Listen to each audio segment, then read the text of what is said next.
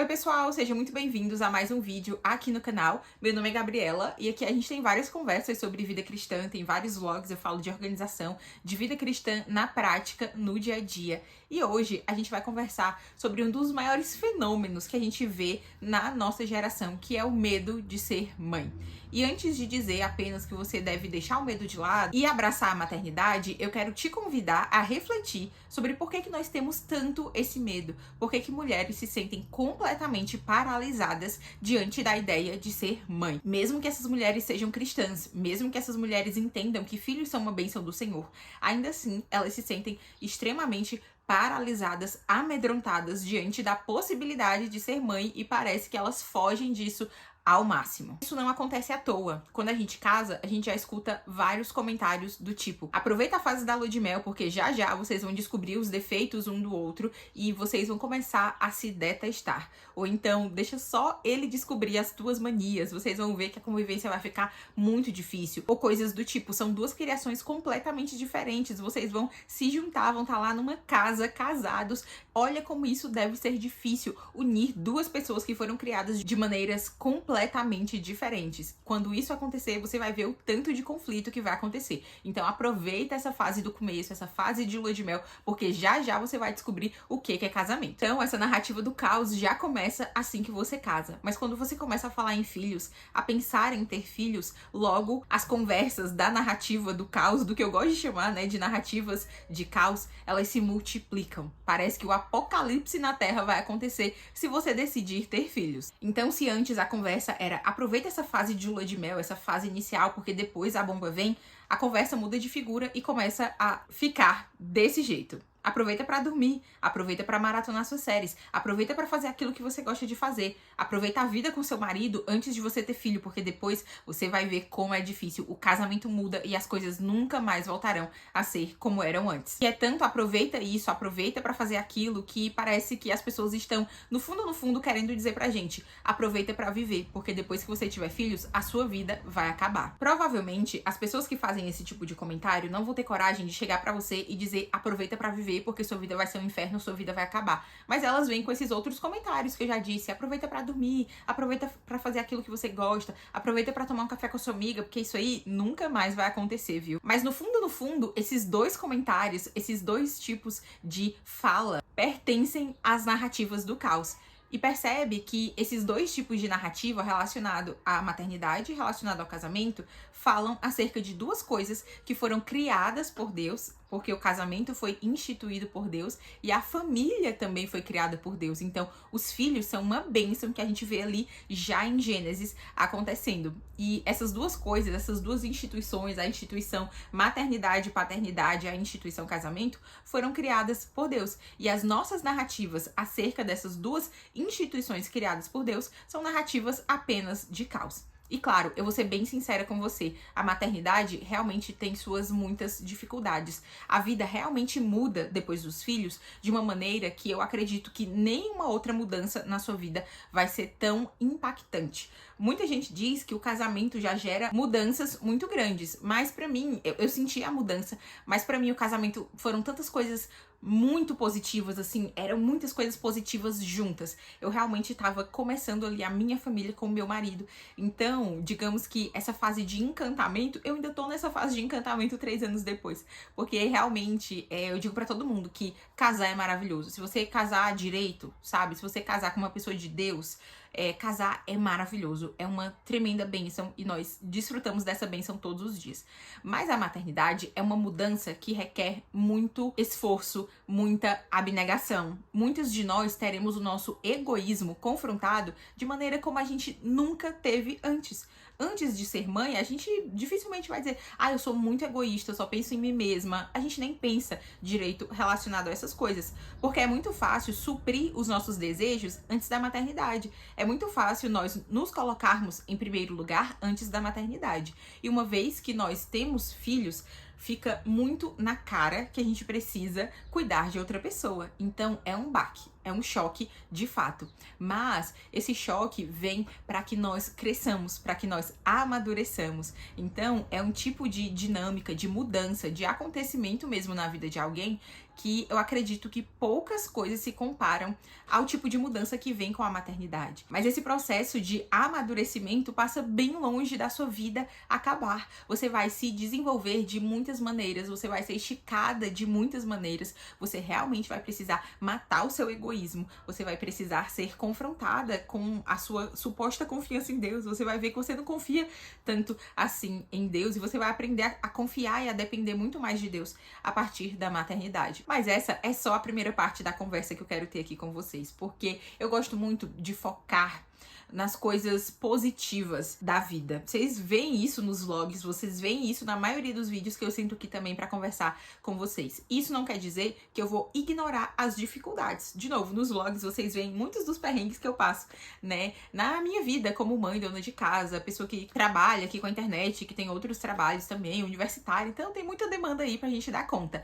Mas a vida é cheia de maravilhas e a maternidade é essa multiplicação de maravilhas. O amor, quando você é mãe, realmente é multiplicado. O amor que você sente ali pelo seu esposo foi o que possibilitou que uma vidinha viesse ao mundo. Então, é o amor se multiplicando e se tornando físico, se tornando palpável. Então, ao invés de dizer, espera só até a fase da lua de mel acabar, espera só até o seu filho começar a se mexer, até o seu filho começar a fase das cólicas, porque isso aí é outra narrativa também. Se as pessoas dizem, aproveita para fazer isso enquanto isso não acontece, quando o seu filho nasce, também vão começar a dizer, ai, tá bom agora, né? Porque RN passa o dia dormindo. Espera só ele ficar mais tempo acordado pra tu ver como o calo aperta. Ou então, espera só a fase das cólicas começarem. Vai ser um inferno, vai ser um transtorno, vai ser o caos na Terra. E aí se seguem muitas outras coisas, como espera só até os dentes começarem a nascer, ou então ele começar a engatinhar, porque ele não vai parar mais quieto. Quando ele começar a andar, então, aí tu vai ver que tu não vai ter mais um pingo de paz. Ah, depois que ele começar a andar, espera só até o Terrible 2, ele vai só te desafiar e você não vai ter mais sossego, porque afinal de contas vai ser birra atrás de birra. E aí, gente, você pode seguir com essa narrativa até o seu filho casar e sair de casa, até sair de casa por algum motivo, porque as pessoas focam nessa narrativa do caos. Mas hoje eu quero te convidar a imaginar o que Deus diria se ele viesse com essa narrativa do espera só até. Eu acredito que Deus diria, espera só até ele começar a sorrir, pra você ver o seu coraçãozinho se derreter com aquele sorrisinho banguela. Espera só até ele dar a primeira gargalhada. Você vai ver que não tem som melhor de ouvir no mundo inteiro. Espera só até ele começar a bater palminha, gente. Vocês vão ver que não tem emoção maior do que aquela criança que vai começar a comemorar por qualquer coisa e vai sair batendo palma pra tudo no mundo. Espera só até ele começar a dizer mamã. Gente, olha, vocês não estão preparadas pra isso. E demora um pouquinho até que isso aconteça. Você vai passar por muito perrengue até o seu filho começar a dizer alguma coisa e especificamente até ele dizer mamã. Porque geralmente ele vai falar pai primeiro, ele vai chamar a avó, vai chamar a fruta preferida dele e só então ele vai dizer mamãe. Mas o seu coração vai se derreter quando ele disser pela primeira vez. Eu fico pensando que Deus olharia pra gente e diria assim, espera só até ele começar a abraçar. Vai ser um aconchego, um carinho de Deus se tornando ali palpável na sua vida, o seu filhinho aprendendo a te abraçar. Até hoje, desde que o Timóteo aprendeu a dar abraço, ele tá agora com 1 ano e 6 meses, de vez em quando ele tá comendo e ele tem a mania de a cada garfada dar um abraço. Então ele come um pouquinho e vai lá e estica a mãozinha pra me dar um abraço. E aí eu preciso ser interrompida várias vezes, as melhores interrupções possíveis para ganhar abraços durante o almoço ou durante o jantar. Diz se tem coisa melhor. As pessoas dizem, espera só até a introdução alimentar acontecer. Você vai ver que você vai ter que limpar muita bagunça, vai ser menino lambuzado, menino não querendo comer, você vai ver que isso vai tirar a sua paciência. Eu diria, e eu acredito que Deus também, espera só até ele começar a comer, que você vai ver a coisa mais fofa, fazendo careta ou sorrindo depois de provar uma fruta azeda ou então alguma coisa de que ele goste muito e que vai ser a comida preferida dele por muito tempo. Isso aqui aconteceu há poucos dias atrás. Espera só até ele começar a juntar as mãozinhas na hora da oração. É sério, você vai querer ficar de olho aberto durante a oração oração para você ver aquela criaturinha com as mãos juntas orando. Parece que aquilo que você ensina dia após dia, mesmo há tão pouco tempo, porque no meu caso o Timóteo só tem 1 ano e meio, tá começando a surtir efeito. Então ele tá começando a entender que aquela é a hora da oração. E ele vai juntar as mãozinhas e vai orar. Eu fico imaginando quem tem filhos mais velhos. Filhos que começam a orar mesmo, sabe? Com as suas próprias palavras. Nossa, deve ser uma coisa maravilhosa. Outra coisa que aconteceu bem recente. Espera só até ele começar a correr atrás de você com o seu livro preferido, com o livro preferido dele, no caso, para que você leia para ele. Ele vai passar o dia te interrompendo. No meu caso, o Timóteo fica dizendo colo, colo, e aí ele quer que eu sente para ele sentar no meu colo enquanto eu leio o livro preferido dele. Você vai cansar de ler o mesmo livro. Você vai decorar todos os livrinhos favoritos dele, mas essas serão as melhores interrupções, porque ele vai começar a puxar a sua roupa com o livrinho na mão para que você leia para ele. E isso não tem preço. Não tem preço. E eu vejo tão pouca gente falando disso tudo. Parece que as pessoas abraçaram a narrativa da maternidade real e esquecem de que maternidade real mesmo é cheia de bênçãos. Muitos perrengues, a gente precisa nos esforçar para que nós sejamos mães melhores, para que a gente faça as coisas da melhor forma, para que a gente não fique sofrendo à toa, além do necessário. Mas a maternidade real é cheia de maravilhas multiplicadas. E não são maravilhas que você vai experimentar, num evento, um dia, né, num grande acontecimento. São maravilhas que você vai experimentar todos os dias. Então, várias vezes por dia você vai ter que ler o livrinho preferido do seu filho. Várias vezes por dia ele vai te chamar, ele vai dizer mamãe, quando o Timóteo começar a dizer eu te amo. Meu Deus, eu vou morrer. Mas essas alegrias são muito multiplicadas, porque Deus é esse Deus que transborda vida. E nós, mães e pais, somos agraciados com essa bênção de participarmos dessa multiplicação de vida, né? Então, ter alguém, ter uma criancinha correndo pela casa é sinal de que tem vida sendo multiplicada aí. E nós não deveríamos ser levadas pela narrativa do caos e do medo. Então, eu quero te convidar a sondar o seu coração e a entender do que você tem tanto medo. São medos reais, como o medo do parto, o medo da amamentação, o medo de como seu casamento vai ficar. Essas são coisas reais que a gente vai realmente ter que lidar com cada uma delas. Mas Deus nos dá graça para lidar com cada uma delas. Mas os seus medos podem ser também medos porque você tem acreditado nas mentiras que o mundo conta acerca dos filhos.